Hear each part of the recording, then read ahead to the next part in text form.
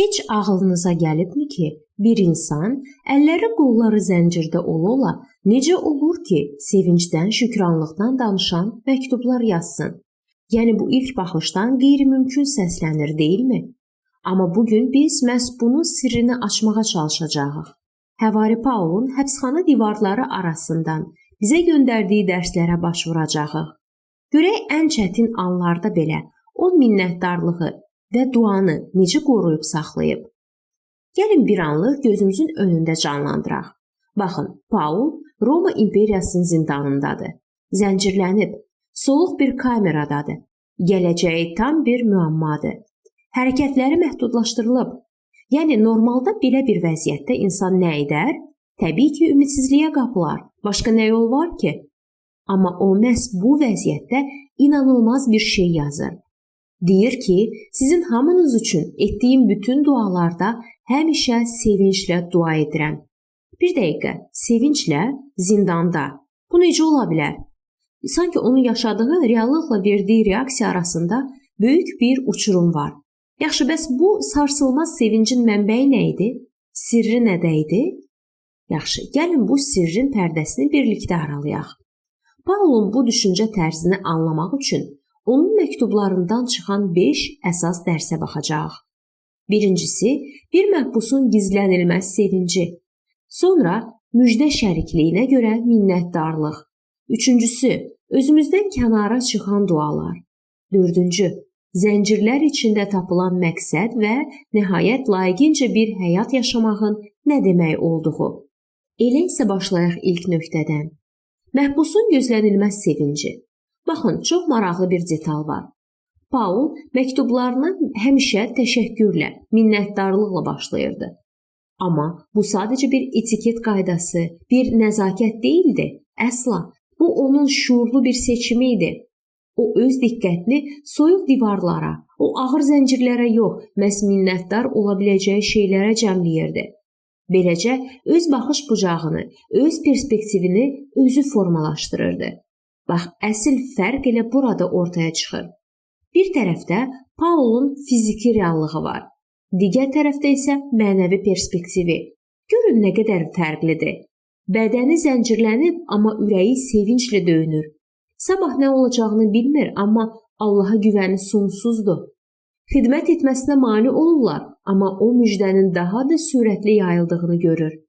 Bax, bu mənəvi baxışın fiziki reallığı tamamilə dəyişdirməsinin canlı bir sübutudur. Yaxşı, bəs bu sevincin, bu minnətdarlığın qaynağı nə idi? Belə bir vəziyyətdə insan necə sevinə bilər ki? Bu sual bizi ikinci nöqtəyə gətirir. Şərikliyə görə minnətdarlıq. Yəni Paulun minnətdarlığı havadan bir hiss deyil idi. Tamamilə konkret bir şeyə əsaslanırdı.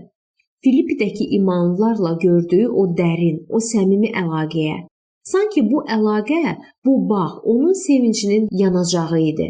Amma bir düşünün də, aralarında yüzlərlə kilometr məsafə var. O dövrün şərtlərini nəzərə alsaq, bu çox böyük bir məsafədir. Bəs onları bir-birinə bu qədər sıx, bu qədər möhkəm bağlayan nə idi? Bu adi bir dostluqdan ibarət idi, yoxsa bunun arxasında daha dərin, daha fərqli bir məna var idi? Cavab bax bu tək Yunan sözündə gizlənib. Koinonia. Bu sözü tərcümə etmək biraz çətindir. Çünki bu sadəcə dostluq və ya yoldaşlıq demək deyil. Bu daha dərin bir şeydir. Ortaq bir məqsəd uğrunda birgə mübarizə aparmaq, bir şərik olmaq deməkdir. Onları birləşdirən də məhz müjdəyə olan bu ortaq bağlılıqları idi. Filiplilər Paulu təkcə pulla dəstəkləmirdilər. Yox, onlar onun çəkdiyi əziyyətlərə, onun ağrılarına da şərik idilər. Və bu bağlılıq hər iki tərəfi də inanılmaz dərəcədə gücləndirirdi. Və bu şərikliyin çox real, çox konkret nəticələri vardı. Elə Paulun minnətdarlığının əsas səbəbi də bu idi. O, bu birliyin ortaya çıxardığı bəhrələri öz gözləri ilə görürdü. O, Məsihə olan imanın gücləndiyini görürdü. O, insanlar arasında sevginin artdığını görürdü. O, sarsılmaz bir ümidin yarandığını görürdü. Yəni bilirdi ki, çəkdiyi bütün əziyyətlər, qurduğu bütün bu əlaqələr boşuna deyil. Real insanların həyatını dəyişir. İndi isə gəlin Paulun dualarına nəzər salaq. özümüzdən kənarda dua etmək. Deyirlər ki, bir insanın ürəyini, düşüncəsini anlamaq istəyirsinizsə, onun nə üçün dua etdiyinə baxın. Biz adətən nə üçün dua edirik? Özümüz üçün, öz ehtiyaclarımız üçün. Bu, özümüzə fokuslanan kiçik dualar adlandırılır. İndi gəlin, bunu Paulun modeli ilə müqayisə edək. Fərq sözün əsl mənasında ağla sığmazdır. Baxın, bu müqayisə hər şeyi çox aydın göstərir. Bizim dualarımız mənim ehtiyaclarım, mənim istəklərim, mənim problemlərim. Paulun duası isə tam tərsinədir. Sizin sevginiz, sizin biliyiniz, sizin paklığınız. Bir anlıq təsəvvür edin.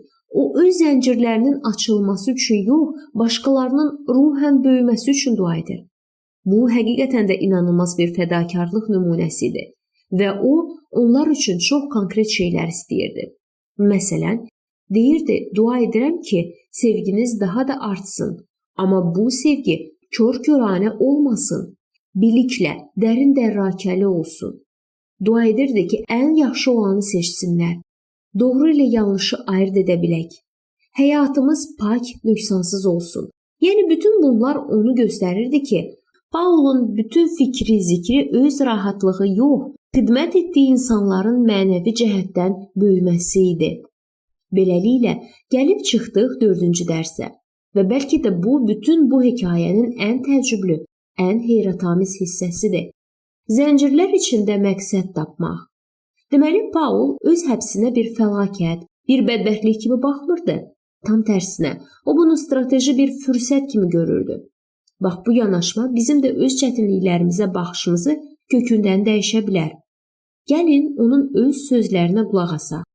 Qeyd edir ki, başıma gələn bu hadisələr əslində müjdənin yayılmasına daha da kömək etdi. Təsəvvür edirsiniz, zəncirlər bir maneə deyildi, bir tramplin idi. Bu, həqiqətən də inanılmaz radikal bir perspektiv dəyişikliyi idi. Yaxşı, bəs bu necə baş verdi? Yəni, həbs olunmaq necə kömək edə bilər ki? Bunun iki əsas yolu var idi.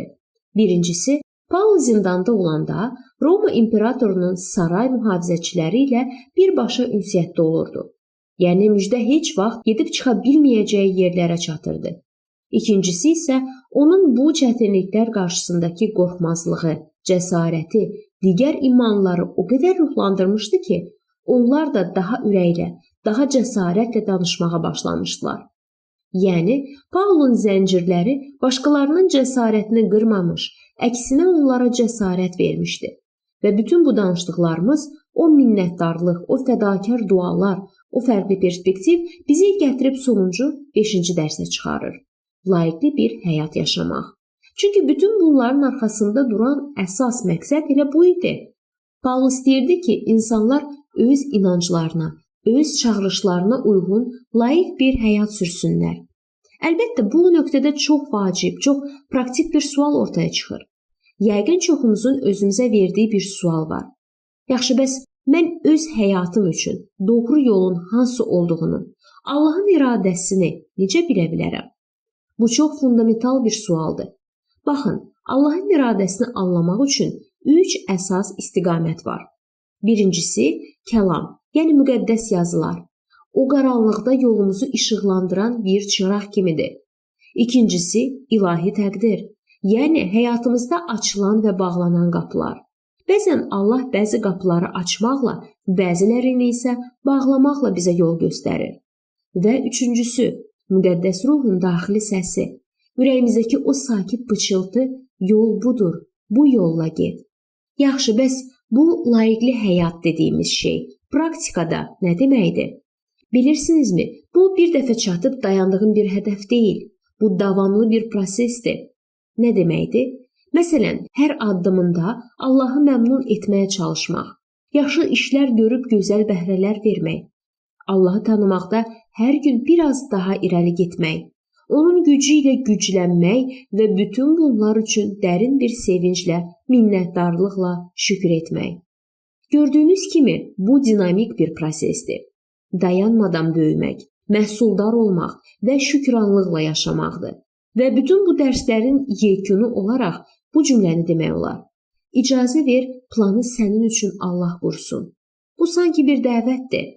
hər şeyi özümüzün kontrol etmək cəhdindən əl çəkib, özümüzdən daha böyük bir müdrikliyə, daha böyük bir plana etibar etməyə bir çağırışdır.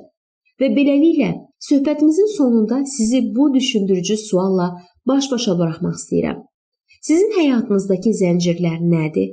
Sizi məhdudlaşdıran, sizə əziyyət verən o çətinliklər. Bəlkə də onlar əslində daha böyük bir məqsəd üçün bir fürsətdir. Bəlkə də, çünki Paulun o kiçik həbsxana kamerasından bizə öyrətdiyi ən böyük dərs məhz budur. Düzgün baxış bucağı, düzgün perspektiv bizim reallığımızı tamamilə 180 dərəcədə dəyişə bilər.